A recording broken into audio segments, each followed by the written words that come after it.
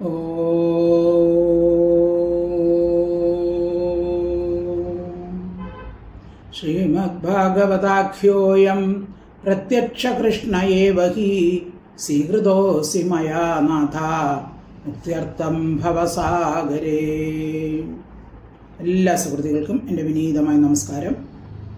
ശ്രീമദ്ഭാഗവതം ദശമസ്കന്ധ അഥ ത്രയോത്രിംശത്തമോധ്യായ. നാം ചർച്ച ചെയ്തുകൊണ്ടിരിക്കുന്നത് രാസലീലയാണ്. രാസലീല 28 മുതൽ 33 വരെയുള്ള അധ്യായങ്ങളിൽ അതിൻ്റെ അവസാന ഭാഗമാണ് ഇന്ന് നാം ചർച്ച ചെയ്യുന്നത്. അപ്പോൾ ഈ 5 അധ്യായങ്ങളെ രാസ പഞ്ചാധ്യായി എന്ന് പറയുന്നു. അപ്പോൾ ഭഗവാന് മാത്രം സാധിക്കുന്ന ഒരു അത്ഭുത ലീലയാണ് രാസലീല എന്ന് പറയുന്നത്, അല്ലെങ്കിൽ രാസക്രീഡ എന്ന് പറയുന്നത്. ഇത് സാധാരണക്കാർക്കാർക്കും പരീക്ഷിച്ചു നോക്കാൻ സാധിക്കുകയില്ല. അപ്പോൾ ഇത് നടന്നത് ഉത്തർപ്രദേശിലാണ്. നിധിവനം എന്ന സ്ഥലത്താണ് നടന്നത്. ഇപ്പോൾ രാസക്രീഡ കഴിഞ്ഞ അധ്യായത്തെ നമ്മൾ പഠിച്ചു. അത് കഴിഞ്ഞ് ഗോപികളെല്ലാം തളർന്നു. അപ്പോൾ അവർ അല്പം വിശ്രമിച്ചു. എന്നിട്ട് നേരത്തെ ഭഗവാൻ എടുത്ത രൂപമെല്ലാം പിൻവലിച്ചു. ഭഗവാൻ മാത്രമായി. പിന്നീട് ഭഗവാൻ ഓരോ രൂപമെടുത്ത്, ബഹുരൂപം എടുത്ത് ഓരോ ഗോപികമാരുമായിട്ട് ഓരോ വള്ളിക്കുടലുകൾ പ്രവേശിച്ചു. എന്നിട്ട് അവരെ രമിപ്പിച്ചു. അപ്പോൾ ഇപ്പോഴും ആ ഉത്തർപ്രദേശിലെ നിധിവനത്തിൽ വള്ളിക്കുടലുകളുണ്ട്. ഇപ്പോൾ രാത്രി അവിടെ ആരും പോകാറില്ല. കൃഷ്ണൻ ഗോപികമാരുമൊത്ത് രാസക്രീഡൻ ആടാൻ അവിടെ വരുമെന്നാണ് അവിടെ ഉള്ളവരുടെ വിശ്വാസം. അപ്പം അങ്ങനെ വള്ളിക്കുടലിൽ പ്രവേശിച്ചു, അവരെ രമിപ്പിച്ചു. അത് കഴിഞ്ഞ് ജലക്രീഡ നടത്തി, പിന്നെ സ്ഥലക്രീഡ നടത്തി, പിന്നെ വനക്രീഡയും നടത്തി. എന്നിട്ട് ഭഗവാൻ ബ്രഹ്മമുഹൂർത്തം ആയപ്പോൾ അവരോടത്ത് പറഞ്ഞു, നിങ്ങൾ വീടുകളിലേക്ക് തിരിച്ച് പോകണം. അപ്പോൾ ഭഗവാന്റെ മായാശക്തി കൊണ്ട് അവരുടെ ഭർത്താക്കന്മാർക്ക് ആർക്കും ഭഗവാനോട് നിന്ന തോന്നിയില്ല. കാരണം അവരുടെ അടുത്ത് തന്നെ അവരുടെ ഭാര്യമാർ ഉണ്ടായിരുന്നു എന്നുള്ള തോന്നലിനെ ഭഗവാൻ ഉളവാക്കി. അതുകൊണ്ട് കൃഷ്ണനെക്കുറിച്ച് അവർക്ക് ഒരു നിന്ദാഭാവവുമില്ല. അവരുടെ ഭാര്യമാരെക്കുറിച്ചും ഒരു പരാതിയും ഇല്ലായിരുന്നു. ഈ രാസക്രീഡ വർണ്ണിക്കുകയോ കേൾക്കുകയോ ചെയ്യുന്നവരുടെ സകല കാമവികാരങ്ങളും നശിക്കുകയും അവർക്ക് ഭഗവാനിൽ ഭക്തി ജനിക്കുകയും അവസാനം അവരെ മോക്ഷത്തിലേക്ക് നയിക്കുകയും ചെയ്യുന്നു. ഇനി നമുക്ക് രാസക്രീഡയുടെ അവസാന ഭാഗത്തിലേക്ക് കടക്കാം. ശ്ലോകം 20. ഓം നമോ ഭഗവതേ വാസുദേവായ കൃത്വാ താവന്തമാത്മാനം യാവദീർഘോപയോഷിതഃ രേമേ സ ഭഗവാൻ സ്ഥാഭിർ ആത്മാരാമോഭിലീലയാ.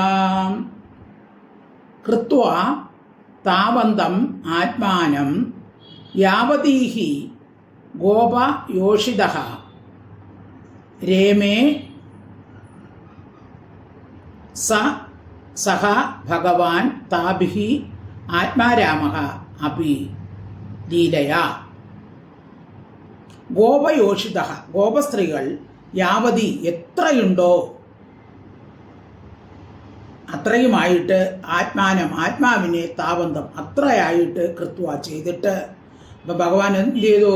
എത്ര ഗോപസ്ത്രീകളുണ്ടോ അത്രയും രൂപം ധരിച്ചു.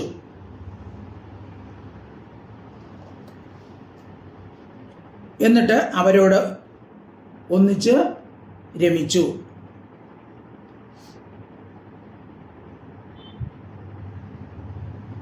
അപ്പോൾ രാസലീല സമയത്ത് ഭഗവാൻ ഇതുപോലെ ബഹുരൂപം സ്വീകരിച്ചു എന്ന് പറഞ്ഞു.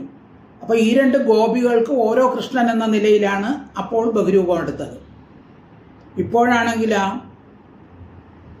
ഓരോ ഗോപികമാർക്കും ഓരോ കൃഷ്ണൻ എന്നുള്ള രീതിയിലാണ്.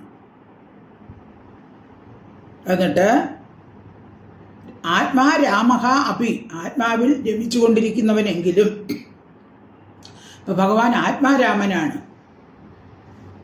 ഇവരോടൊപ്പം സാധാരണ പറയുന്ന ആ രതിസുഖത്തിലല്ല ഏർപ്പെടുന്നത്. ഭഗവാൻ ആത്മാരാമനാണ്. അതുപോലെ ഭഗവാൻ ആ സമയം എത്ര വയസ്സാണ്? 7-8 വയസ്സ് പ്രായമേ ഉള്ളൂ. അതായത് ഗോവർദ്ധനോദ്ധാരണമൊക്കെ കഴിഞ്ഞിട്ട്, അത് 7 വയസ്സിലാണ് ഗോവർദ്ധനോദ്ധാരണം നടന്നത്. അപ്പോൾ അത് കഴിഞ്ഞിട്ട് ഒരു 8 വയസ്സൊക്കെ പ്രായമുള്ളപ്പോഴാണ്, 8-9 വയസ്സിന് ആണ് ഇതിങ്ങനെ നടന്നത്. അപ്പോൾ ഭഗവാൻ ആത്മാവിൽ രമിക്കുന്നവനാണ്. എങ്കിലും ഭഗവാൻ സഹ അവൻ, ഐശ്വര്യപൂർണനായ അവൻ, താഭി അവരോടുകൂടി ലീലയ വിനോദമായിട്ട് രമേ രമിച്ചു. നേരത്തെ പറഞ്ഞു, ഒരു കണ്ണാടിയിലെ പ്രതിബിംബം നോക്കി ഒരു കുട്ടി കളിക്കുന്നത് പോലെ ഭഗവാൻ മായയെ പ്രവേശിപ്പിച്ചിട്ട് മായയിലാണ് ഭഗവാനും രമിച്ചത്. കൃത്വാ താവന്തമാത്മാനം യാവദീർഘോപയോഷിതഃ രമേശ ഭഗവാൻ സ്ഥാപിർ ആത്മാരാമോപി ലീലയാം. ശ്ലോകം 21. താസാമതിവിഹാരേണ ശാന്താനാം വദനാനി സാ പ്രാമൃജത് കരുണ പ്രേംണ ശാന്തമേനാംഗ പാണിനാം. താസാം അതിവിഹാരേണ ശാന്താനാം വദനാനി സഹ പ്രാമൃജത് കരുണ പ്രേംണ ശാന്തം ഏന അംഗ പാണിന. അതിവിഹാരേണ അതിമാത്ര ഉണ്ടായ ലീലയാൽ ശാന്താനാം തളർന്നിരിക്കുന്ന ദാസാം അവരുടെ വദനാനി മുഖങ്ങളെ അംഗ ഹേ പൂജ്യ കരുണയുള്ളവനായ സഹ കൃഷ്ണൻ പ്രേംണ പ്രേമത്തോടുകൂടി ശാന്തമേന അത്യന്തം ശാന്തമേന, തമേന എന്ന് വെച്ചാൽ സുഖം, ശം എന്ന് വെച്ചാൽ സുഖം എന്നാണ്. ശാന്തമേന എന്ന് വെച്ചാൽ അത്യന്ത സുഖപ്രദമായ പാണിന കൈകൾ കൊണ്ട് പ്രാമൃജത് തുടച്ചു. അപ്പോൾ അവർ തളർന്ന് വിയർപ്പൊക്കെ പൊടിഞ്ഞിരുന്നു. ഭഗവാൻ എന്ത് ചെയ്തു? തൻ്റെ സ്വന്തം കൈകൾ കൊണ്ട് അവരുടെ മുഖമെല്ലാം തുടച്ച് ഭംഗി വരുത്തി അവരെ സന്തോഷിപ്പിച്ചു. താസാമതിവിഹാരേണ ശാന്താനാം വദനാനി സഹ പ്രാമൃജത് കരുണ പ്രേംണ ശാന്തമേനാംഗ പാണിന. ശ്ലോകം 22. ഗോപ്യസ്ഫുരത് പുരട കുണ്ടല കുന്തളദ്ദി ഗണ്ഡശ്രിയ സുധിതഹാസ നിരീക്ഷണേന മാനം ദദത്യ ഋഷഭസ്യ ജഗുകൃതാനി പുണ്യാനി തത്കരരുഹ സ്പർശപ്രമോദാം. തത് കരരുഹ സ്പർശപ്രമോദാഹ. കരരുഹ തൻ്റെ കൈനഖങ്ങൾ കൊണ്ടുള്ള സ്പർശനത്താൽ സന്തോഷത്തോടുകൂടിയ ഗോപികമാർ സ്ഫുരത് പുരട കുണ്ടല കുന്തള ദിഗ്ഗണ്ഡശ്രിയ. ഒരു സമസ്തപദമാണ്. ഇതിൽ മിക്കവാറും ഇത് സമസ്തപദങ്ങൾ തന്നെ. സ്ഫുരത് പുരട ഏറ്റവും പ്രകാശമുള്ള സ്വർണ കുണ്ടലങ്ങളോട് കുന്തള തലമുടിയുടെയും തിട് കാന്തിയാൽ വിളങ്ങുന്ന ഗണ്ഡശ്രിയ ആ കഴുത്ത്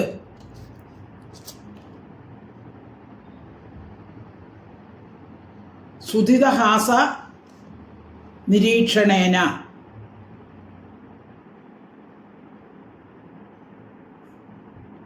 കഴുത്തല്ല കവിൾത്തട ഗണ്ഡമെന്ന് വെച്ചാൽ ഗണ്ഡമണ്ഡലം വെച്ചാൽ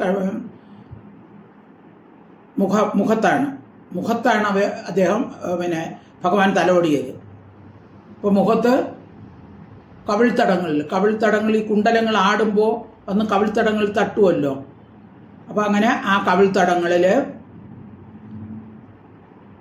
സുധിതഹാസ നിരീക്ഷണേന അമൃത സദൃശ്യമായ മന്ദഹാസത്തോടുകൂടിയ കടാക്ഷം കൊണ്ട് സുധിതഹാസ നിരീക്ഷണേന ഭഗവാന്റെ ഒരു ആ പുഞ്ചിരിച്ച് മുഖമായി കടാക്ഷം കൊണ്ട് ഋഷഭസ്യ ഭർത്താവിന് മാനം സത്കാരത്തെ ദദത്യ ചെയ്യുന്നവരായിട്ട് പുണ്യാനി പുണ്യകരങ്ങളായ കൃതാനി കർമ്മങ്ങളെ ജഗു ഗാനം ചെയ്തു. അപ്പോൾ ഭഗവാൻ അവരുടെ മുഖമൊക്കെ തുടച്ചപ്പോൾ അവർക്ക് സന്തോഷമായി. അവരെന്ത് ചെയ്തു? തങ്ങളുടെ ഭർത്താവെന്നാണല്ലോ അവർ വിചാരിച്ചു വെച്ചിരിക്കുന്നത്. അപ്പോൾ ആ ഭർത്താവിന് സത്കാരത്തെ ചെയ്യുന്നവരായിട്ട് ഭഗവാന്റെ പുണ്യകഥകളെല്ലാം പാടി.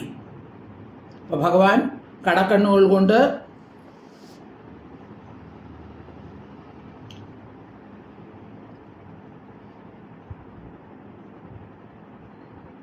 ഭഗവാന്റെ ആ മുഖകമലത്തെ നന്നായി നോക്കിയതിനെ കരുണാനിധിയായ ഭഗവാൻ വിലയേറിയ സത്കാരം എന്ന് കരുതി. അപ്പോൾ അവർ ഭഗവാൻ അങ്ങോട്ട് വീക്ഷിച്ചപ്പോൾ അവരും ഇങ്ങോട്ട് ഭഗവാനെ പ്രേമ വായ്പയോടെ നോക്കി. അപ്പോൾ അത് ഭഗവാൻ വിലയേറിയ അവരുടെ സത്കാരമായിട്ട് കരുതി. അങ്ങനെ ഭർത്താവിനെ സത്കരിച്ച ഗോപികമാർ ഭഗവാന്റെ ദിവ്യലീലകളെ പറ്റി, അതായത് പാപങ്ങളെല്ലാം നശിപ്പിക്കുന്ന ഭഗവാന്റെ ദിവ്യലീലകളെ പറ്റി ഗാനം ചെയ്തു. ഗോപ്യസ്ഫുരത്പുരട കുണ്ടല കുന്തളത്തിൽ ഗണ്ഡശ്രിയാ സുദിതഹാസ നിരീക്ഷണേന മാനം ദദത്യ ഋഷഭസ്യ ജഗുകൃതാനി പുണ്യാനി തത്കരരുഹസ്പർശ പ്രമോദാഹ. അപ്പം അങ്ങനെ വള്ളിക്കുടിലിൽ അവരെ രമിപ്പിച്ചതിന് ശേഷം ജലക്രീഡ നടത്തുകയാണ്. ശ്ലോകം 23.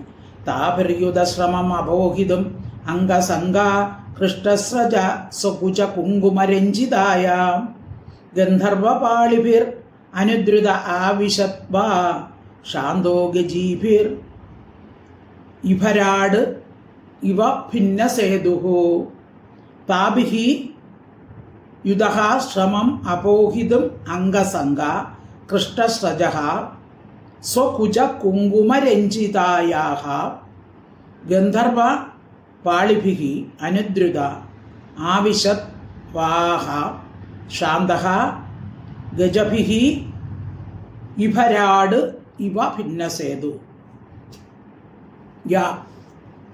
ജാഗരുത്തികൾ അംഗസംഗകൃഷ്ട സ്രജ ശരീരസംഘം നിമിത്തം മർദ്ദിക്കപ്പെട്ട മാലകളോടുകൂടിയും ജലക്രീഡയാണ്. ഭഗവാന്റെ ശരീര സ്പർശനത്താൽ ഗോപികൾ ധരിച്ചിരുന്ന മാലകളെല്ലാം അങ്ങോട്ടും ഇങ്ങോട്ടുമൊക്കെ ഉലഞ്ഞും ഒക്കെ പോയി. അതാണ് മർദ്ദിക്കപ്പെട്ടതെന്ന് പറഞ്ഞത്. സ്വകുജകുങ്കുമ രഞ്ജിതായ തങ്ങളുടെ കുജങ്ങളിൽ കുങ്കുമങ്ങളാൽ രക്തവർണ്ണങ്ങളായും ഭവിച്ചു. താഭിഹി അവരോട് ചേർന്നതായി ചേർന്നവനായി ഗന്ധർവ പാളിഭിഹി ഗന്ധർവശ്രേഷ്ഠന്മാരെ പോലെ ഇരിക്കുന്ന വണ്ടുകളാൽ അനുദ്രിത പിന്തുടരപ്പെട്ടവനായി. അതായത് കുജങ്ങളിൽ ധരിച്ചിരുന്ന കുങ്കുമപ്പൊടികൾ ആ രതിലീല നിമിത്തം ശരീരത്തിൻ്റെ 4 ഭാഗത്തും വ്യാപിച്ചു. അപ്പം ശരീരം മുഴുവനും രക്തനിറമായി. അങ്ങനെ ഭഗവാനോട് ചേർന്ന് കളിക്കുന്ന അവർ, അതിനൊരു ഉദാഹരണം പറഞ്ഞിരിക്കുന്നത് പിടിയാനകളോട് കൂട്ടിച്ചേർന്ന് കളിക്കുന്ന ഗജശ്രേഷ്ഠൻ എങ്ങനെയാണോ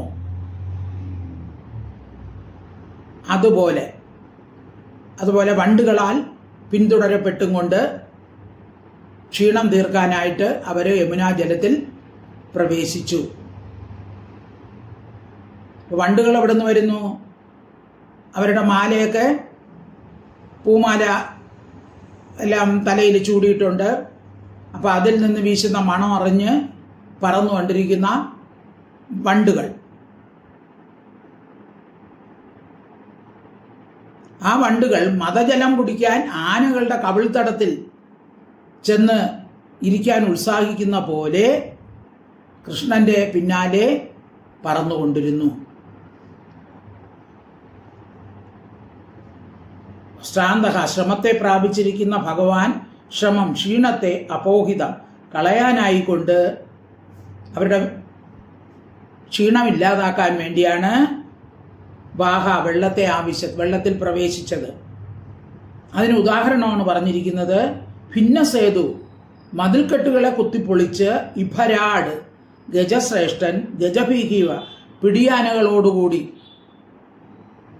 മതിലുകൾ മുതലായ ദുർഗങ്ങളെ കുത്തിപ്പൊളിച്ച് ആനകൾ കേടുവരുത്തുന്നത് പോലെ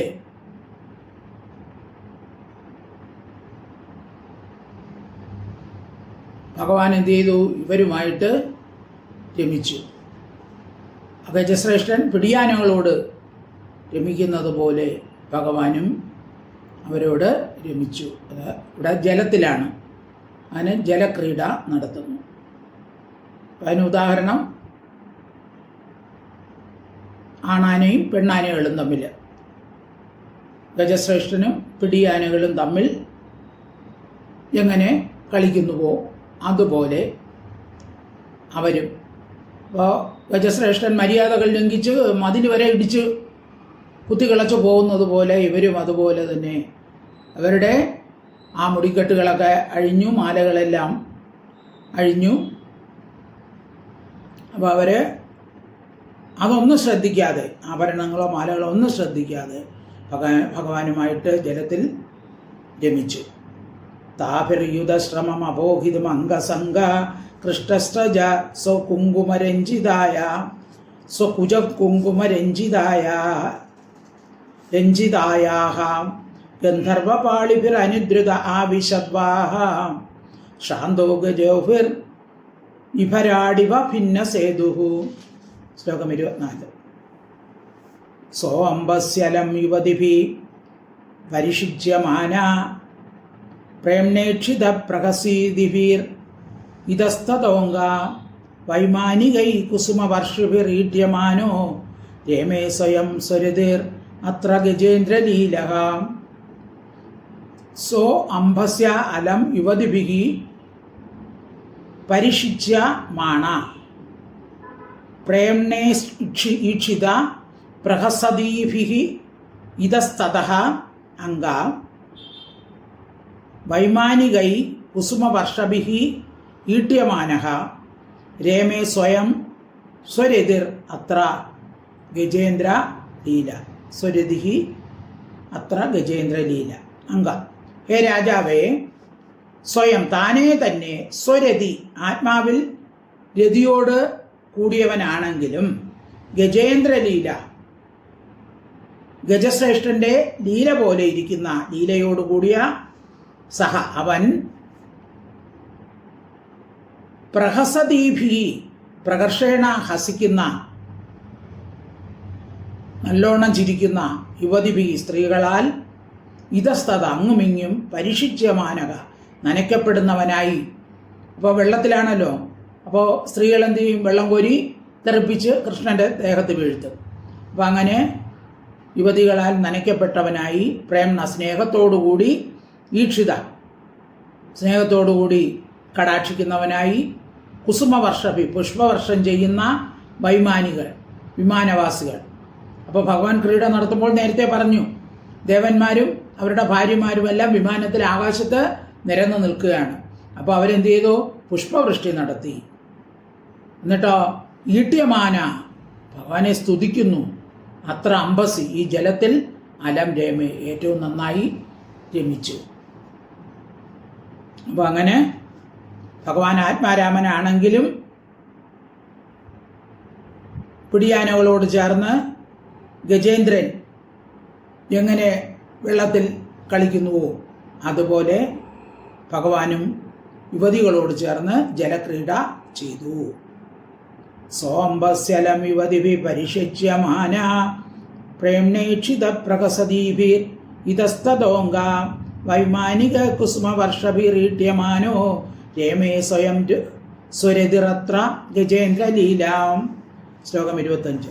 തതശ്ച കൃഷ്ണോ ഭവനേ ജലസ്ഥല പ്രസൂനഗന്ധാനിലജുഷ്ടദിക്തടേ ചചാര ഭൃംഗ പ്രമദാഗണാവൃതോ യഥാമതച്യുത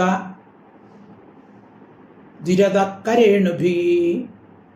തതഃ ച തതഃ അനന്തരം ജലസ്ഥലപ്രസൂന ഗന്ധ അനില ജുഷ്ട ദിക്തടേ. വെള്ളത്തിലും വെള്ളത്തിലും കരയിലുമുള്ള പ്രസൂന പുഷ്പങ്ങളുടെ വാസനയുള്ള കാറ്റ്, ഗന്ധ അനില, അതിനാൽ ജുഷ്ട വ്യാപിക്കപ്പെട്ട ദിക്തടേ ദിക്കുകളോടും തീരങ്ങളോടും കൂടിയ ഉപവനെ ഉദ്യാനത്തിൽ ഭൃംഗപ്രമദാഗണ ആവൃത വണ്ടുകളുടെയും സ്ത്രീകളുടെയും സമൂഹത്താൽ ചുറ്റപ്പെട്ടവനായിട്ട് മതച്യുത് മതജലം ഒഴുകിക്കൊണ്ടിരിക്കുന്ന ദുരത ആന കരേണുഭീയത പിടിയാനകളോട് ചേർന്ന് രമിക്കുന്ന പോലെ കൃഷ്ണൻ ചചാര സ്ത്രീകളോടൊന്നിച്ച് നടന്നു. ജലക്രീഡ നടത്തിയതിനു ശേഷം കരയിൽ കയറി. പിന്നെ ആ ഉദ്യാനത്തിൽ കൃഷ്ണൻ ആ ഗോപസ്ത്രീകളോടൊത്ത് സഞ്ചരിച്ചു. മത്തഗജത്തിന്റെ കവിൾത്തടത്തിൽ പറ്റിയിരിക്കുന്ന അതിൻ്റെ മതധാര കുടിക്കാൻ വണ്ടുകൾ ആനയെ പിന്തുടർന്ന് സഞ്ചരിക്കുന്ന പോലെ ഗോപികളുടെയും കൃഷ്ണന്റെയും ദേഹത്തിൽ കിടക്കുന്ന മാലകളുടെയും കാട്ടിൽ വിരിഞ്ഞു നിൽക്കുന്ന പൂക്കളുടെയും സൗരഭ്യ നിമിത്തം വണ്ടുകൾ കൃഷ്ണന്റെ പിന്നാലെ പറന്നുകൊണ്ടേയിരുന്നു. തതശ്ച കൃഷ്ണോ ഭവനേ ജലസ്ഥലേ പ്രസൂനഗന്ധാനിലജുഷ്ടദിക്തടേ ചചാര ഭൃംഗ പ്രമദാഗണാവൃതോ യഥാ മതച്യുത് ദിരത കരേണുഭി. ശ്ലോകം 26. ഏവം ശശാങ്കാംശു വിരാജിതാ നിശാ സസത്യകാമോ അനുരതാബലാഗണാം സിഷേവാത്മന്യവരുദ്ധ സൗരത സർവാ ശരത്കാവ്യകഥാരസാശ്രയാഃ. ഏവം ശശാങ്ക അംശു വിരാജിത നിശാഃ സത്യകാമഃ അനുരത അബലാഗണഃ സിഷേവ ആത്മനി അവരുദ്ധ സൗരതഃ സർവാ ശരത്കാവ്യകഥാരസാശ്രയാഃ. ഏവം ഇപ്രകാരം ശശാങ്ക അംശു വിരാജിത ചന്ദ്രകിരണങ്ങളാൽ പ്രകാശിക്കപ്പെട്ടും ശരത് കാവ്യ കഥാരസാശ്രയ ശരത്കാലത്തിൽ കാവ്യങ്ങൾ വർണ്ണിക്കപ്പെടുന്ന കഥകളുടെയും രസങ്ങളുടെയും ഭൂതങ്ങളായിരിക്കുന്ന സർവാനിശ എല്ലാ രാത്രികളെയും, ഇപ്പോൾ ശരത്കാലത്തുള്ള എല്ലാ രാത്രികളെയും സത്യകാമക സത്യമായ സങ്കല്പത്തോടു കൂടിയവനും അനുരതാബലഗണ അനുരക്തകളായ അബല സ്ത്രീകളുടെ സമൂഹത്തോടു കൂടിയവനുമായി സഹ അവൻ ആത്മനി ആത്മാവിൽ അവരുദ്ധ സൗരത അവരോധിക്കപ്പെട്ട ശുക്ലത്തോടു കൂടിയവനായിട്ട് ശിഷവെ സേവിച്ചു. ഇപ്പൊ ഭഗവാന് ആത്മാരാമനാണ്, അവരോധിക്കപ്പെട്ട ശുക്ലത്തോടു കൂടിയവനാണ്. ഇപ്പൊ ഭഗവാൻ ഈ കാമവികാരങ്ങൾ ഒന്നും ഉണ്ടാകുകയില്ല. അതാണ് അപരുദ്ധ സൗരത എന്ന് പറയുന്നത്. സുരതസുഖം എന്ന് വെച്ചാൽ കാമസുഖമാണ്. അപ്പോൾ തടയപ്പെട്ട ആ കാമസുഖത്തോട് രതിസുഖം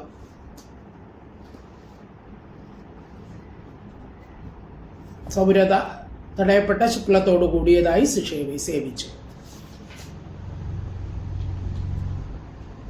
അപ്പോൾ ഭഗവാൻ സ്വശക്തിയാൽ കാമനെയും ജയിച്ചിരിക്കുകയാണ്. ആദ്യം ബ്രഹ്മാവിനെ ജയിച്ചു, അത് കഴിഞ്ഞ് ഇന്ദ്രനെ ജയിച്ചു, ഇപ്പം കാമനെ പോലും ജയിച്ചിരിക്കുകയാണ്. കാരണം ഇവരെല്ലാം ഇത്രത്തോളം പ്രേമ വായ്പൊക്കെ കാണിച്ചെങ്കിലും ഭഗവാനെ അതൊന്നും സ്പർശിക്കുകയില്ല. ഭഗവാൻ ആത്മാവിൽ തന്നെ രമിച്ചുകൊണ്ടിരുന്നു. നേരത്തെ പറഞ്ഞു മായയാണ്, മായയെ പ്രവേശിപ്പിച്ചിട്ട് അതിലാണ് ഭഗവാൻ രമിക്കുന്നത്. അപ്പം അങ്ങനെ ശരത്കാല രാത്രികളിലെല്ലാം അവരോടൊന്നിച്ച് ക്രീഡിച്ചു. അപ്പോൾ പ്രാകൃതമായ രതിസുഖമല്ല ഇവിടെ പറഞ്ഞിരിക്കുന്നത്. പ്രാകൃതമായ രതിസുഖത്തിനാണ് സൗരതം എന്ന് പറയുന്നത്.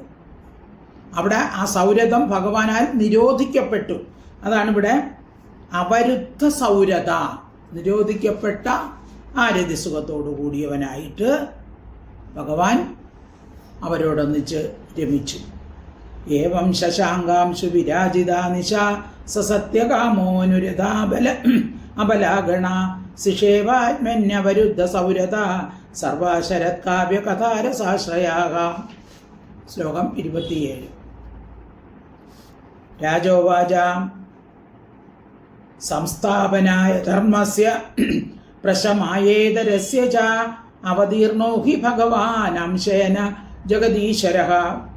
അപ്പോൾ രാജാവിനൊരു സംശയം. ജഗദീശ്വരഃ, ലോകനാഥനായ ഭഗവാൻ ഈശ്വരൻ, അംശേന, അംശമായ ബലരാമനോടുകൂടി, ധർമ്മസ്യ, ധർമ്മത്തിൻ്റെ, സംസ്ഥാപനായ, സംസ്ഥാപനത്തിനായിക്കൊണ്ടും ധർമ്മത്തെ സംരക്ഷിക്കാനും വേണ്ടി, ഇതരസ്യ, അധർമ്മത്തിൻ്റെ പ്രശമായ ച, നാശത്തിനായിക്കൊണ്ടും അവതീർണക, അവതരിച്ചിരിക്കുന്നതാണല്ലോ. ഇപ്പൊ ഭഗവാൻ എന്തിനാണ് അവതരിച്ചിരിക്കുന്നത്? യഥാ യഥാ ഹി ധർമ്മസ്യ ഗ്ലാനിർഭവതി ഭാരത അഭ്യുത്ഥാനം അധർമ്മസ്യ തഥാത്മാനം സൃജാമ്യഹം. അപ്പോൾ എപ്പോൾ അധർമ്മത്തിന് ഉയർച്ചയും ധർമ്മത്തിന് കോട്ടവും വരുമോ അപ്പോൾ എന്ത് ചെയ്യുന്നു? ഭഗവാൻ ആ ധർമ്മത്തെ ഉയർത്തിപ്പിടിക്കുന്നതിനാണ്, അധർമ്മത്തെ നശിപ്പിക്കുന്നതിനാണ് ഭഗവാൻ അവതാരമെടുക്കുന്നത്. അങ്ങനെയാണല്ലോ എന്ന് രാജാവ് ചോദിക്കുകയാണ്. രാജാവിൻ്റെ സംശയങ്ങളാണ് ഇനി രണ്ടൊന്ന് ശ്ലോകങ്ങളിൽ. രാജോവാച സംസ്ഥാപനായ ധർമ്മസ്യ പ്രശമായേതരസ്യ ച അവതീർണോ ഹി ഭഗവാൻ അംശേന ജഗദീശ്വരാം. ശ്ലോകം 28. സഖതം ധർമ്മസേതൂനാം ഭക്താകർത്താഭിരക്ഷിത പ്രദീപമാചരത് ബ്രഹ്മൻ പരധാരാഭിമർശനം. സകഥ ധർമ്മസേതൂനാം, ധർമ്മമര്യാദകളുടെ വക്ത, ഉപദേഷ്ടാവും കർത്ത, അനുഷ്ഠാതാവും അഭിരക്ഷത, എങ്ങും രക്ഷിതാവുമായിരിക്കുന്ന. അപ്പോൾ ധർമ്മ മര്യാദകളെ പാലിക്കുന്നതിനും ധർമ്മത്തെ ഉപദേശിക്കുന്നവനും ധർമ്മത്തെ രക്ഷിക്കുന്നവനുമായ സഹ അവൻ ബ്രഹ്മൻ, ഹേ ബ്രഹ്മജ്ഞാനിയായുള്ള ശ്രീശുക ബ്രഹ്മർഷിയെ,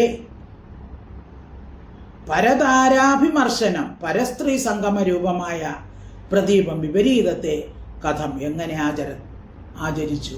അപ്പോൾ പരസ്ത്രീകളുമായിട്ട് ഭഗവാൻ സംഘം ചെയ്തെന്ന് പറഞ്ഞല്ലോ. ധർമ്മം സംസ്ഥാപിക്കാനാണല്ലോ ഭഗവാൻ ഇവിടെ അവതരിച്ചത്.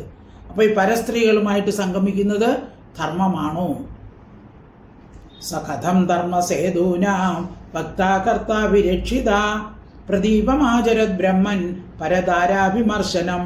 ശ്ലോകം 29. ആപ്തകാമോ യദുപതി കൃതവാൻ വൈജുഗുപ്സിതം കിം അഭിപ്രായേദം ന സംശയം ചിന്തി സുബ്രതാം. ആപ്തകാമഹ, പ്രാപിക്കപ്പെട്ട കാമത്തോടു കൂടിയ യദുപതി കൃഷ്ണൻ, കിം അഭിപ്രായ, എന്ത് അഭിപ്രായത്തോടു കൂടിയവനായിട്ട്, ജുഗുപ്സിതം, ലോകനിന്ദിത കർമ്മത്തെ കൃതവാൻ ചെയ്തു. സുബ്രത, ഹേ ശോഭനമായ വ്രതത്തോടു കൂടിയവനെ, നഹ, ഞങ്ങളുടെ ഏതം സംശയം, ഈ സംശയത്തെ ഛേദിച്ചാൽ. അപ്പോൾ എല്ലാവർക്കും ഉണ്ടാകുന്ന സംശയം തന്നെയാണ് പരീക്ഷിച്ച് ചോദിക്കുന്നതല്ലേ, ഭഗവാൻ ചെയ്ത ധർമ്മമാണോ? ഈ പരസ്ത്രീകളുമായിട്ട് ഇങ്ങനെ രമിക്കുന്നത് ധർമ്മമാണോ? അപ്പോൾ അതുകൊണ്ട് എൻ്റെ ഈ സംശയത്തെ, എല്ലാവർക്കും ഉണ്ടാകുന്ന സംശയം തന്നെ, ഈ സംശയത്തെ തീർത്തു തരണം. ആപ്തകാമോ യദുപതി കൃതവാൻ വൈജുഗുപ്സിതം കിം അഭിപ്രായ ഏതം ന സംശയം ചിന്തി സുബ്രത. ശ്ലോകം 30. ഇപ്പോൾ ശ്രീശുകൻ മറുപടി പറയാണ്. ശ്രീശുകവാച ധർമ്മ വ്യതിക്രമോ ദൃഷ്ട ഈശ്വരാണാശ്ച സാഹസം തേജീയസാം ന ദോഷായ വന്യേ സർവഭുജോ യഥാ. തേജീയസാം, അതിതേജസ്സുള്ളവരായ ഈശ്വരാണാം, ഈശ്വരന്മാരുടെ ധർമ്മവ്യതിക്രമ, ധർമ്മമര്യാദകളുടെ അതിക്രമവും സാഹസം, ഹഠാത്കരമായ കർമ്മവും ദൃഷ്ട കാണപ്പെട്ടിരിക്കുന്നു. സർവഭുജ, എല്ലാം ഭക്ഷിക്കുന്ന വന്യേ യഥാ അഗ്നിക്കെന്ന പോലെ ദോഷത്തിനായിക്കൊണ്ട്, ദോഷായ ന, ദോഷത്തിനായിക്കൊണ്ട് ഭവിക്കുന്നില്ല. അപ്പോൾ അതിതേജസ്സന്മാരായ ഈശ്വരന്മാർ ചെയ്യുന്ന കാര്യങ്ങളൊന്നും നമ്മൾ അതുപോലെ അനുകരിക്കാൻ നമുക്ക് പറ്റുകയില്ല. അപ്പോൾ ഈ ഭഗവാനെക്കുറിച്ച് ശങ്കിച്ച ദോഷത്തെ കൈമുതന്യ ന്യായം എന്ന് പറയും. അത് കൈമുതന്യ ന്യായം ഉപയോഗിച്ച് പരിഹരിക്കുകയാണ് ഇവിടെ. അത് എന്താണ് ന്യായം എന്ന് പറയണം. അപ്പോൾ ഈശ്വരന്മാർ, തേജസ്വികളായ ഈശ്വരന്മാർ, അതായത് ബ്രഹ്മാവ്, ഇന്ദ്രൻ, ബൃഹസ്പതി, വിശ്വാമിത്ര, ഇവരൊക്കെ ധർമ്മമര്യാദകളെ അതിക്രമിച്ച് പല സാഹസ കർമ്മങ്ങളും ചെയ്തിട്ടുണ്ട്. പക്ഷേ അവർക്കൊന്നും അത് പാപം ഉണ്ടാക്കുന്നില്ല, അവരെ സ്പർശിക്കുന്നില്ല. എന്തിനാണ് അവർ ചെയ്യുന്നത്? മറ്റുള്ളവരെ അനുഗ്രഹിക്കാൻ വേണ്ടിയാണ്. അവർക്ക് പുണ്യപാപങ്ങളോ സുഖദുഃഖങ്ങളോ നൽകാൻ അവർ ചെയ്യുന്ന കർമ്മത്തിന് സാധിക്കുകയില്ല. അത്ര മാഹാത്മ്യം അവർക്കുണ്ട്. ഉദാഹരണം പറഞ്ഞിരിക്കുകയാണ്, അഗ്നി.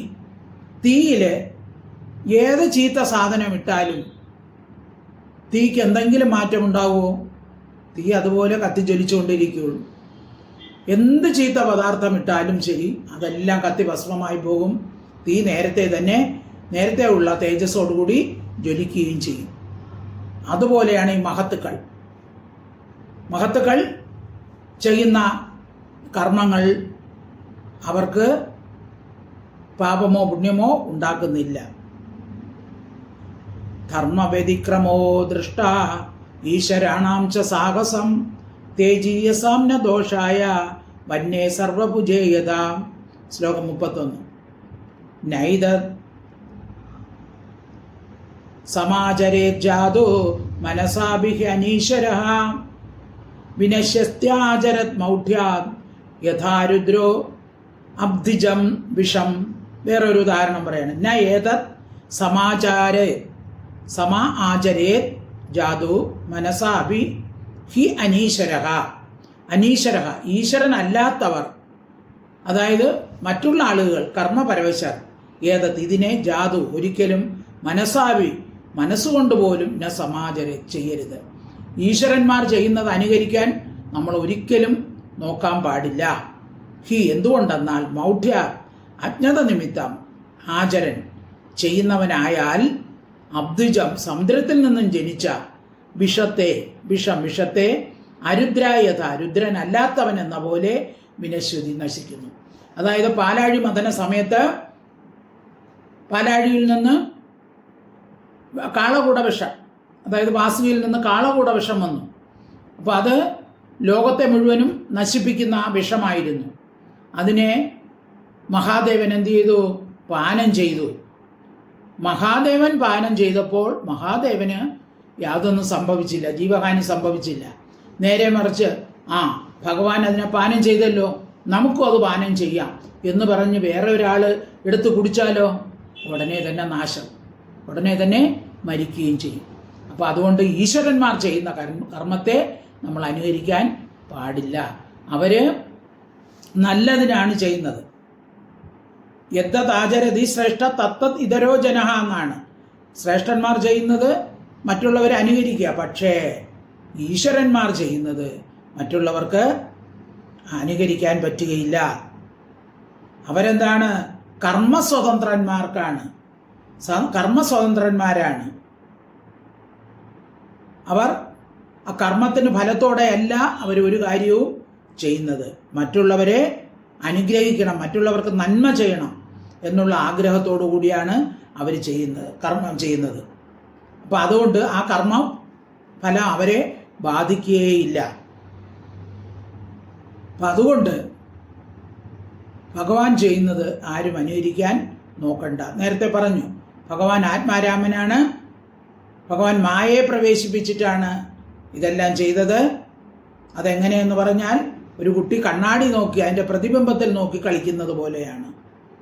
നൈതത് സമാചരേ ജാതു മനസാഭിഹി അനീശ്വരഃ വിനശ്യത്യാചരത് മൗഢ്യാത് യഥാ അരുദ്രോ അബ്ജിതം വിഷം. രുദ്രനല്ലാത്ത, അതായത് സാധാരണ ആളുകൾ വിഷം കുടിച്ചാൽ ഉടനെ മരിക്കും. ശ്ലോകം 32. ഈശ്വരാണാം വച സത്യം അഥൈവാചരിതം ക്വചിത് തേഷാം യത് സ്വവചോ യുക്തം ബുദ്ധിമാൻ തത്സമാചരേത്. ഈശ്വരാണാം, ഈശ്വരന്മാരുടെ വചക വാക്ക് സത്യം, യഥാർത്ഥമാകുന്നു. ഭഗവാൻ പറയുന്ന വാക്കുകൾ സത്യമാണ്. ക്വചിത്, ചിലപ്പോൾ ആചരിതം, പ്രവൃത്തിയും തഥായേവ, അപ്രകാരം തന്നെ. തേഷാം, അവരുടെ സ്വവചോയുക്തം, വാക്കിനനുസരിച്ച് യതി അതൊന്നോ തത്, അതിനെ ബുദ്ധിമാൻ, ബുദ്ധിയുള്ളവർ സമാചരെ ആചരിക്കണം. അപ്പോൾ ഭഗവാൻ പറയുന്ന ഉപദേശ വാക്കുകൾ നമുക്ക് അതുപോലെ അനുസരിക്കാം. പക്ഷേ ഭഗവാൻ ചെയ്യുന്ന പ്രവൃത്തികൾ നമുക്കൊരിക്കലും ചെയ്യാൻ പറ്റുകയില്ല. അത് ഭഗവാനെ അനുകരിച്ച് ഒരു കാര്യവും ചെയ്യാൻ പാടില്ല. അപ്പോൾ കർമ്മഫലകാംക്ഷയില്ലാത്ത ഈശ്വരന്മാർ അനുഷ്ഠിക്കുന്ന കർമ്മങ്ങൾ അവരെ ബാധിക്കുകയില്ല. അതുകൊണ്ട്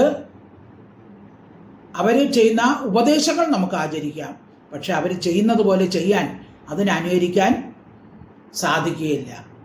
സാധിച്ചാൽ നേരത്തെ ഒരു ഉദാഹരണം പറഞ്ഞല്ലോ, കാളകൂടവിഷം ശിവൻ പാനം ചെയ്തപ്പോൾ ശിവന് യാതൊന്നും സംഭവിച്ചില്ല. നേരെ മറിച്ച് ശിവൻ പാനം ചെയ്തെന്ന് വെച്ച് വേറൊരാൾ പാനം ചെയ്താലോ എങ്ങനെയിരിക്കും? അതുപോലെയാണ്. ഈശ്വരാണാം വച സത്യം തഥൈവാചരിതം ക്വചിത് തേഷാമെത് സ്വവചോ യുക്തം ബുദ്ധിമാൻ തത്സമാചരേത്. ശ്ലോകം 33. കുശലാചരേതേനേഷാം ഇഹ സ്വാർത്ഥോ ന വിദ്യതേ വിപര്യേണ വാനർത്ഥോ നിരഹങ്കാരിണാം പ്രഭോ. കുശല ആചരിതേന യേഷാം ഇഹ സ്വാർത്ഥഃ ന വിദ്യതേ വിപര്യേണ വാ അനർത്ഥഃ നിരഹങ്കാരിണാം പ്രഭോ. പ്രഭോ, ഹേ രാജാവേ, നിരഹങ്കാരിണ, അഹങ്കാരമില്ലാത്തവരായ യേഷാം, ഇവരുടെ കുശല ആചരിതേന, സത്കർമ്മം കൊണ്ട് ഇഹ, ഈ ലോകത്തിൽ സ്വാർത്ഥക, സ്വപ്രയോജനവും വിപരീയേണ, വിപരീതാചരണം കൊണ്ട് അനർത്ഥ, ദോഷവും ന വിദ്യതേ, ഇല്ല. അപ്പോൾ ഈശ്വരന്മാർക്ക് സത്കർമ്മം കൊണ്ട് ഇഹലോകത്തിലോ പരലോകത്തിലോ സുഖമോ വിപരീത കർമ്മം കൊണ്ട് ദുഃഖമോ ഉണ്ടാകുന്നില്ല. അപ്പോൾ അവർ എല്ലാത്തിനും അതീതന്മാരാണ്. അപ്പോൾ അവർ ചെയ്യുന്നത് എല്ലാം ഭഗവാന്റെ ഒരു ലീലയാണ് എന്ന് മനസ്സിലാക്കാം. ഭഗവാൻ ചെയ്യുന്ന പോലെ ഗോവർദ്ധന ഉദ്ധാരണം ചെയ്തു, അതുപോലെ ആർക്കെങ്കിലും ചെയ്യാൻ പറ്റുമോ? കാളിയൻ്റെ പുറത്ത് ചവിട്ടി, കാളിയ വിഷലിപ്തമായ അതിൽ ചാടിയിറങ്ങി, കാളിയൻ ഭഗവാനെ കൊത്തി, എന്നിട്ട് ഭഗവാൻ വല്ലതും സംഭവിച്ചോ? വേറെ ഒരാൾക്കായിരുന്നെങ്കിലോ ജീവഹാനി സംഭവിക്കും. അപ്പോൾ ആ വിഷമുണ്ടായിരുന്ന ജലം കുടിച്ച പശുക്കളും ഗോപന്മാർ പോലും മരണപ്പെട്ടു അല്ലേ? പിന്നീട് ഭഗവാന്റെ ഈക്ഷണം കൊണ്ടാണ് രക്ഷപ്പെട്ടത്. അപ്പം അതുകൊണ്ട് അവർ ചെയ്യുന്ന പ്രവൃത്തികൾ നമ്മൾ അനുകരിക്കാൻ പാടില്ല. കുശല ആചരിതേനൈഷാം ഇഹ സ്വാർത്ഥോ ന വിദ്യതേ വിപര്യേണ വാനർത്ഥോ നിരഹങ്കാരിണാം പ്രഭോ. ഇവര് അഹങ്കാരമില്ലാത്തവരാണ് ഈശ്വരന്മാർ.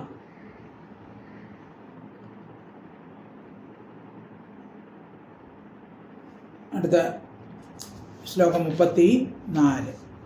കിമുദാ അഖില സത്വാനാം തിര്യങ്മർത്യ ദിവൗഹസാം ഈഷിതു ചേഷിതവ്യാനാം കുശലാകുശലാന്യയഃ. കിമുദ അഖില സത്വാനാം തിര്യങ് മർത്യ ദിവൗഹസാം ഈഷിതു ച ഈഷിതവ്യാനാം കുശല അകുശല അന്വയഃ. ഈഷിതവ്യാനാം, നിയമിക്കപ്പെടുവാൻ യോഗ്യരായ, തിര്യക് മർത്യ ദിവൗഹസ,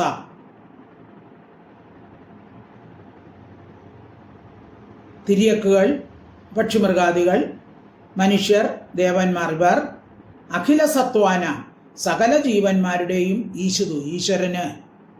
അപ്പോൾ എല്ലാ ജീവജാലങ്ങളുടെയും ഈശ്വരന്മാണ് ഇത്. ആര്? കൃഷ്ണൻ. കുശലാകുശലാന്വയ, പുണ്യപാപ സംബന്ധം കിമുത, എവിടെയാണ്? അപ്പോൾ എല്ലാവരെയും സൃഷ്ടിച്ചിരിക്കുന്ന, എല്ലാവരുടെയും ഈശ്വരനായ, എല്ലാവരെയും നിയന്ത്രിക്കുന്ന ആ ഭഗവാന് പുണ്യപാപ സംബന്ധമൊന്നും ഇല്ല. കിമുദാഖില സത്വാനാം തിര്യഗ്മർത്യ ദിവൗഹസാം ഈശുതു ചേഷിതവ്യാനാം കുശലാകുശലാന്വയഃ. ശ്ലോകം 35. യത്പാദപങ്കജ പരാഗ നിഷേവ തൃപ്ത യോഗപ്രഭാവ വിധുനാഖില കർമ്മബന്ധ സ്വൈരം ചരന്തി മുനയേ വിന നഹ്യമാന തസ്യേച്ഛയാ ആത്തവപുഷ കുതയേവ ബന്ധഃ. യത് പാദ പങ്കജ പരാഗ നിഷേവ തൃപ്ത.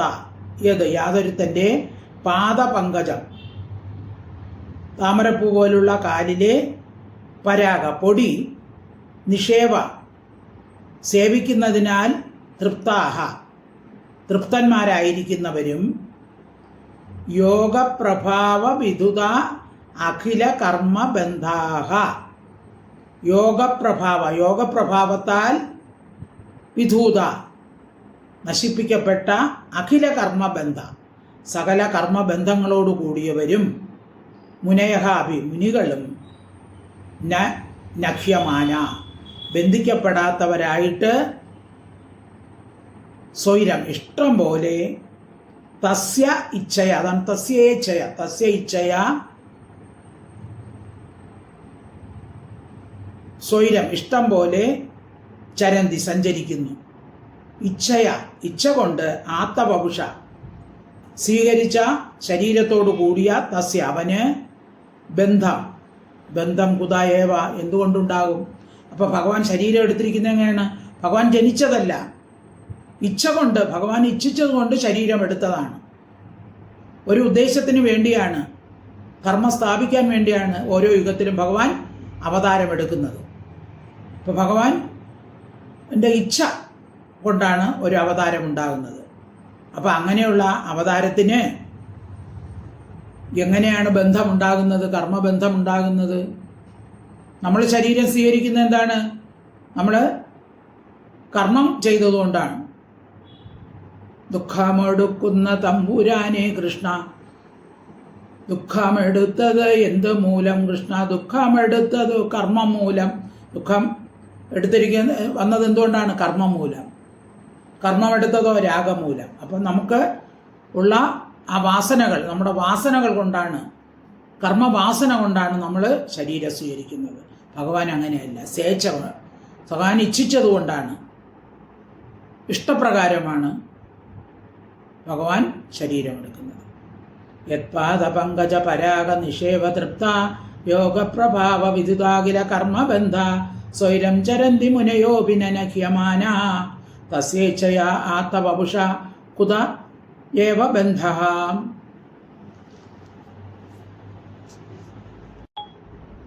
ശ്ലോകം 34, 36. ഗോപീനാം തത്പദീനാം ച സർവേഷാമേവ ദേഹിനാം യോ അന്തശ്ചരതി സോധ്യക്ഷയ ക്രീഡനേഹ ദേഹഭാഗ്. ഗോപീനാം തത്പദീനാം ച, ഗോപികളുടെയും, തത്പദീനാം ച അവരുടെ ഭർത്താക്കന്മാരുടെയും, സർവേഷാം ഏവ എല്ലാവരുടെയും, ദേഹിനാമേവ എല്ലാ ദേഹികളുടെയും, യോഹ അന്തഃ ചരതി അന്തഃ ഉള്ളിൽ, യഹ യാതൊരുവൻ ചരതി സഞ്ചരിക്കുന്നുവോ. അപ്പോൾ എല്ലാ ദേഹികളുടെ ഉള്ളിൽ യാതൊരു ഭഗവാനാണോ സഞ്ചരിക്കുന്നത്? അധ്യക്ഷക ബുദ്ധിയാദികളുടെ പ്രേരകനായിരിക്കുന്ന സഹാവൻ, എല്ലാ ഇന്ദ്രിയങ്ങളുടെയും പ്രേരകനായിരിക്കുന്ന ഭഗവാൻ ക്രീഡനേന ലീല കൊണ്ട്, ഇഹ ഇവിടെ ക്രീഡനേന ഇഹ ക്രീഡനേന ഇഹ ലീല കൊണ്ട് ഇവിടെ ദേഹം സ്വീകരിച്ചിരിക്കുന്നു. അപ്പം എല്ലാ ദേഹികളുടെയും ശരീരത്തിൽ സഞ്ചരിച്ചു കൊണ്ടിരിക്കുന്ന ഭഗവാൻ ഒരു ലീലയായിട്ടാണ് ഇവിടെ ശരീരം സ്വീകരിച്ച് വന്നിരിക്കുന്നത്. അപ്പോൾ ആ ഭഗവാന്, എല്ലാവരുടെയും അന്തര്യാമിയായിരിക്കുന്ന ഭഗവാന്, ഒരാൾ ഭഗവാൻ ഇഷ്ടമുള്ളവൻ, ഒരാൾ ഇഷ്ടമില്ലാത്തവൻ, ഒരുവൻ പരനെന്നും മറ്റൊരുവൻ സ്വന്തം എന്നുള്ള ഭേദം ഭഗവാനില്ല. ഗോപീനാം തത്പത്നീനാം ച സർവേഷാമേവ ദേഹിനാം യോ അന്തശ്ചരതി സോധ്യക്ഷ ക്രീഡേനേനേഹ ദേഹഭാഗ്. ശ്ലോകം 37. അനുഗ്രഹായ ഭൂതാനാം മാനുഷം ദേഹമാസ്ഥിതഃ ഭജതേ താദൃശീ ക്രീഡ യാ ശുദ്ധ്വാ തത്പരോ ഭവേത്.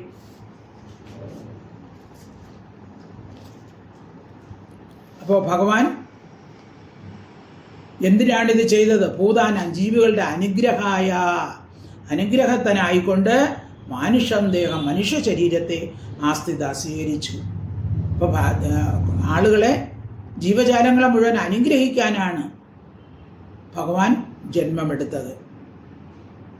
അത് എല്ലാ ജീവജാലങ്ങളെയാണ്. കണ്ടില്ലേ, ആ വൃക്ഷങ്ങളെ അനുഗ്രഹിച്ചു. അതുപോലെ തന്നെ ആ കാളിയനെ അനുഗ്രഹിച്ചു. അപ്പോൾ പക്ഷിമൃഗാദികളെല്ലാം ഒക്കായിട്ട് വന്ന അസുരനെ. അപ്പോൾ എല്ലാവരെയും അനുഗ്രഹിക്കുന്നതിനാണ്, പിന്നെ ദുഷ്ടന്മാരെ ശിക്ഷിക്കുന്നതിനും വേണ്ടിയാണ്. പക്ഷെ ഭഗവാൻ ശിക്ഷ കൊടുത്ത് അവരെല്ലാം അനുഗ്രഹിക്കുകയാണ് ചെയ്യുന്നത്. യാതൊന്നുകളെ ശുദ്ധ്വ കേട്ടിട്ട് തത്പര അതിൽ ആസക്തിയുള്ളവനായി ഭവിക്കുമോ താദൃശി അപ്രകാരമുള്ള ക്രീഡ ലീലകളെ ഭജതേ സ്വീകരിക്കുന്നു.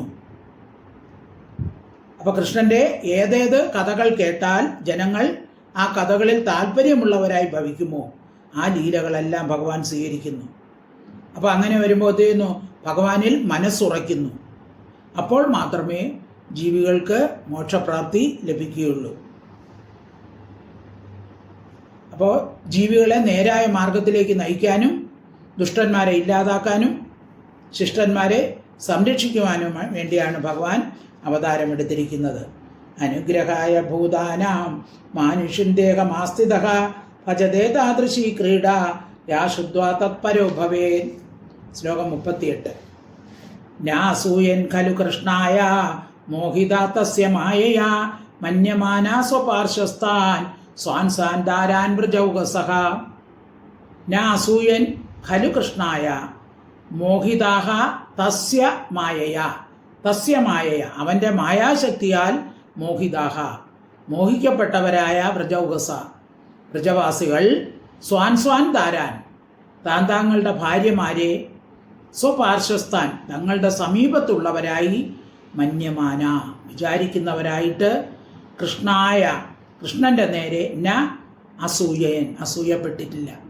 അപ്പോൾ അവരുടെ ഭാര്യമാര് ഭർത്താക്കന്മാരെ ഉപേക്ഷിച്ചാണ് ഗോപിമാരിവിടെ വന്നത്. അപ്പോൾ ഭർത്താക്കന്മാർക്ക് ഭാര്യമാര് അവിടെ നിന്ന് പോയി എന്നുള്ള പ്രതീതി ഉണ്ടായില്ല, തങ്ങളുടെ അടുത്ത് തന്നെ ഉണ്ട് എന്നുള്ള പ്രതീതിയാണ്. അതുകൊണ്ട് അവർക്ക് കൃഷ്ണനോട് ഒരു അസൂയയും ഇല്ല. സർവ അന്തര്യാമിയായിരിക്കുന്ന ഭഗവാൻ എൻ്റെ മായാവിലാസം സർവചരാചരങ്ങൾക്കും ഗുണം ചെയ്യുന്നതിന് വേണ്ടിയാണ്. ഭഗവാൻ ദുർവാസാവ് പാണ്ഡവരെ ശപിക്കാനായിട്ട് വന്നപ്പോൾ കാട്ടിൽ വെച്ച് അക്ഷയപാത്രം എല്ലാവർക്കും ആഹാരം കൊടുത്ത് പാഞ്ചാലി അക്ഷയപാത്രം കഴുകി വെച്ചപ്പോൾ ദുർവാസാവും കൂട്ടരും വന്ന് ഭക്ഷണം ആവശ്യപ്പെട്ടല്ലോ. അപ്പോൾ ഭഗവാൻ എന്ത് ചെയ്തു? അതിലൊരു ചീര, കഴുകി വെച്ച പാത്രം എടുക്കാൻ പറഞ്ഞു, അതിലൊരു ചീര ഇല ഉണ്ടായിരുന്നു. അത് ഭക്ഷിച്ച് എന്ത് ചെയ്തു? ദുർവാസാവിനും ശിഷ്യഗണങ്ങൾക്കും തൃപ്തി വരുത്തിയതാണ് ഭഗവാൻ. അപ്പോൾ അങ്ങനെ ഭഗവാന്റെ ആ ലീല കൊണ്ട് എല്ലാവർക്കും തൃപ്തി ലഭിച്ചു. അപ്പോൾ മറ്റുള്ളവരുടെ ഭാര്യമാരെ സ്വീകരിച്ചു എന്നുള്ള ആശയം തന്നെ മിഥ്യാഗ്രഹണമാണ്, അത് വ്യർത്ഥമാണ്. അങ്ങനെ പറയുന്നത് ശരിയല്ല. നാസൂയൻ ഖലു കൃഷ്ണായ മോഹിതാ തസ്യ മായയാ മന്യമാന സ്വപാർശ്വസ്ഥാൻ സ്വാൻ സാൻ ദ്വാരാൻ വ്രജൗകസഃ. ശ്ലോകം 39. ബ്രഹ്മരാത്ര ഉപാവൃത്തേ വാസുദേവാനുമോദിതാഃ അനിച്ഛന്ത്യോ യൈർഗോപ്യ സ്വഗൃഹാൻ ഭവത് പ്രിയാഃ. ബ്രഹ്മരാത്ര, ബ്രഹ്മമുഹൂർത്തം ഉപാവൃത്തി, അതായത് ബ്രഹ്മമുഹൂർത്തം പ്രാപിച്ചപ്പോൾ സൂര്യോദയത്തിന് മുമ്പ് തന്നെ വാസുദേവനാൽ അനുമോദിക്കപ്പെട്ടവരായും ഭഗവത് പ്രിയ, ഭഗവാനിൽ പ്രിയത്തോടു കൂടിയവരുമായ ഗോപികൾ അനിച്ഛന്ത്യ, ഇച്ഛയില്ലാത്തവരാണെങ്കിലും സ്വഗൃഹാൻ, തങ്ങളുടെ ഗൃഹങ്ങളെ പ്രാപിച്ചു. അപ്പം ഗോപികൾക്ക് തിരിച്ച് വീട്ടിൽ പോകാൻ ഇഷ്ടമുണ്ടായിരുന്നില്ല. പക്ഷെ ബ്രഹ്മമുഹൂർത്തമായപ്പോൾ ഭഗവാൻ അവരെ തിരിച്ചുവിട്ടു. കാരണം അവർക്ക് ഗൃഹജോലികൾ ചെയ്യേണ്ടതായിട്ടുണ്ട്. അപ്പോൾ അവരുടെ കർമ്മങ്ങൾ അവരനുഷ്ഠിക്കേണ്ടതാണ്. അപ്പം അതുകൊണ്ട് ഭഗവാൻ അവരെ തിരിച്ചുവിട്ടു. ബ്രഹ്മരാത്ര ഉപാവൃത്തേ വാസുദേവാനുമോദിത അനിച്ഛന്ത്യോ യൈർഗോപ്യ സ്വഗൃഹാൻ ഭഗവത് പ്രിയാഹ. ശ്ലോകം 40. വിക്രീഡിതം വ്രജവധൂഭിർ ഇദം ച വിഷ്ണോ ശ്രദ്ധാനിതോ അനുശൃണുയാതഥ വർണ്ണയേദ്യ ഭക്തിം വരാം ഭഗവതി പ്രതിലഭ്യ കാമം ഹൃദ്രോഗമാശു അഭിഹിനോത്യ അജിരേണ ധീരഃ. വിക്രീഡിതം വ്രജവധൂഭിഃ ഇദം ച വധൂഭിരിദം ച ഇദം ച വിഷ്ണോഃ ശ്രദ്ധയാന്വിതഃ അനുശൃണുയാത് അഥ വർണ്ണയേത് യഃ ഭക്തിം പരാം ഭഗവതി പ്രതിലഭ്യ കാമം ഹൃദ്രോഗം ആശു അപഹിനോത്തി അജിരേണ ധീരഃ. വ്രജവധൂഭി, വ്രജസ്ത്രീകളോടുകൂടി വിഷ്ണുവിൻ്റെ ഇതം വിക്രീഡിതം, ഈ രാസക്രീഡയെ യഹ, യാതൊരുവൻ ശ്രദ്ധയോടുകൂടിയവനായിട്ട് ക്രമേണ ശൃണുയാ, കേൾക്കുകയോ അഥ അനന്തരം വർണ്ണിക്കുകയോ ചെയ്താൽ സഹ അവൻ അജിരേണ വേഗത്തിൽ ധീരഃ ബുദ്ധിമാനായിട്ട് ഭഗവാനിൽ പരാം ഉത്കൃഷ്ടമായ ഭക്തിയെ പ്രതിലഭ്യ പ്രാപിച്ചിട്ട് ഹൃദ്രോഗം, ഹൃദയത്തിൽ രോഗമായി ഭവിച്ചിരിക്കുന്ന കാമത്തെ ആശു എന്ന് വെച്ചാൽ ശീഘ്രം, പെട്ടെന്ന് അപഹിനോതി ത്യജിക്കുന്നു. അപ്പം ആരാണോ ഈ രാസലീലയെ മറ്റുള്ളവർക്ക് വർണ്ണിച്ചു കൊടുക്കുകയോ അല്ലെങ്കിൽ കേൾക്കുകയോ ചെയ്യുന്നത്, അവരുടെ ഉള്ളിലുള്ള കാമവികാരമെല്ലാം പോയി അവർക്ക് ഭഗവാനിൽ ഭക്തി ഉണ്ടാകും. അപ്പം ഇതോടുകൂടി രാസക്രീഡ 5 അധ്യായങ്ങളും അവസാനിച്ചിരിക്കുകയാണ്. അപ്പോൾ ഏറ്റവും കൂടുതൽ വിമർശനവും വിവാദവും ഉണ്ടായ ഒരു ലീലയാണ് രാസലീല. ഇപ്പം രാസം എന്നാണ് പറഞ്ഞു, രസം എന്നാണ് അർത്ഥം. അപ്പം ജീവിതത്തിൽ രസിക്കണം, നമ്മൾ സുഖിക്കാനാണല്ലോ എല്ലാവരും ഇഷ്ടപ്പെടുന്നത്, ദുഃഖിക്കാനല്ല. അപ്പം മറ്റുള്ളവരെ നോക്കി നമ്മൾ താരതമ്യം ചെയ്തിട്ട് ദുഃഖിക്കാതെ ഭഗവാൻ തനിക്കൊപ്പം ഉണ്ട് എന്ന അറിവിലേക്ക് ഉണർന്ന് ജീവിതം രസപൂർണമാക്കണം.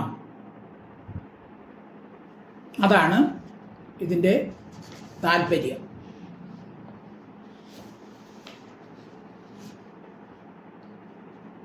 ഇത് മനസ്സിരുത്തി വായിക്കുന്നവർക്ക് മാത്രമേ ഇതിൻ്റെ ഗൂഢാർത്ഥം മനസ്സിലാവുകയുള്ളൂ. അല്ലാത്തവരെന്ത് വിചാരിക്കും? ഇത്രയും ഗോപികരോടൊത്ത് ഭഗവാൻ കാമലീല നടത്തിയിരിക്കുന്നു, അവരെ രമിപ്പിച്ചു എന്നൊക്കെ വിചാരിക്കും. അപ്പോൾ ഈ ജ്ഞാനികൾ ധ്യാനനിഷ്ഠയിൽ അവരനുഭവിക്കുന്ന പരമാനന്ദമാണ്. അതായത് ഭഗവാനെ ഉള്ളിൽ കണ്ടുകൊണ്ട് അവർ പരമാനന്ദം അനുഭവിക്കുമല്ലോ, ആ ആനന്ദമാണ് ഗോപികൾക്കുണ്ടായത്. അല്ലാതെ സാധാരണ പറയുന്ന പ്രാകൃതമായ രതിസുഖം അല്ല. അതാണല്ലോ അവർ ഗോപികമാർ പോലും പാടിയത് എന്താണ്? നഖലു ഗോപിക നന്ദനോ ഭവാൻ അഖിലദേഹിനാം അന്തരാത്മദൃക്. അപ്പോൾ ഈ കൃഷ്ണൻ എന്ന് പറയുന്നത് നന്ദഗോപരുടെ പുത്രനല്ല, യശോദയുടെ പുത്രനല്ല, പിന്നെയോ അഖിലദേഹിനാം അന്തരാത്മദൃക്, എല്ലാ ദേഹികളുടെയും ആത്മാവായിരിക്കുന്നതാണ്. അത് അവർക്ക് നല്ല ബോധ്യമുണ്ട്, ഗോപികൾക്ക് നല്ല ബോധ്യമുണ്ട്. കാരണം എന്താണ്? അവർ സാധാരണ സ്ത്രീകളല്ല, അവർ ഉപനിഷത്ത് സുന്ദരിമാരാണ്, ഋഷിചരികളാണ്, ദേവചരികളാണ്, നിത്യസിദ്ധികളാണ്. അവരൊക്കെയാണ് ഈ ഗോപികളായിട്ട് ഭഗവാനെ സഹായിക്കാൻ വേണ്ടി ഭഗവാന്റെ അവതാര സമയത്ത് ഭൂമിയിൽ ജനിച്ചിരിക്കുന്നത്. അപ്പോൾ ഇതിൻ്റെ ബാഹ്യാവരണം മാറ്റിയിട്ട് നമ്മൾ നോക്കിയാൽ അന്തർഭാഗത്തോട്ട് ചെന്നാൽ ഭഗവാന്റെ ആത്മാരാമനാണ് ഭഗവാൻ. പിന്നെ യോഗേശ്വരത്വം, ഭക്ത അഭീഷ്ട പൂർത്തീകരണം, അതായത് ഇവർ പറഞ്ഞു അല്ലേ, ഞങ്ങൾക്ക് നന്ദഗോപസുതം ഭർത്താവായി വരണമെന്ന് പറഞ്ഞു. അപ്പോൾ നന്ദഗോപനെ ഭർത്താവായി കിട്ടണം. അപ്പോൾ അവരുടെ ആഗ്രഹം, തൻ്റെ ഭക്തരുടെ ആഗ്രഹം സാധിച്ചു കൊടുക്കണം. ആ ഗോപികളുടെ പരമപ്രേമം, സർവവും ത്യജിക്കാനുള്ളത്. അപ്പം അത് നല്ല കാര്യം. അങ്ങനെയുള്ള കാര്യങ്ങൾ നമ്മൾ എല്ലാം ത്യജിച്ച് മനസ്സ് ഭഗവാനിൽ അർപ്പിക്കുക. കൃഷ്ണ സേവ മുതലായവ നിവൃത്തി മാർഗത്തിലേക്ക് നമ്മെ നയിക്കുന്നു. അപ്പം അങ്ങനെ മോക്ഷ മാർഗമാണ് ഇതിലൂടെ നമുക്ക് മനസ്സിലാക്കി തരുന്നത്. ഇത് ശ്രീമദ് ഭാഗവതേ മഹാപുരാണേ ദശമസ്കന്ധേ രാസക്രീഡാവർണ്ണന നാമ ത്രയത്രിംശോധ്യായക സമ്പൂർണം. സർവത്ര ഗോവിന്ദനാമ സങ്കീർത്തനം. ഗോവിന്ദ ഹരി ഗോവിന്ദ.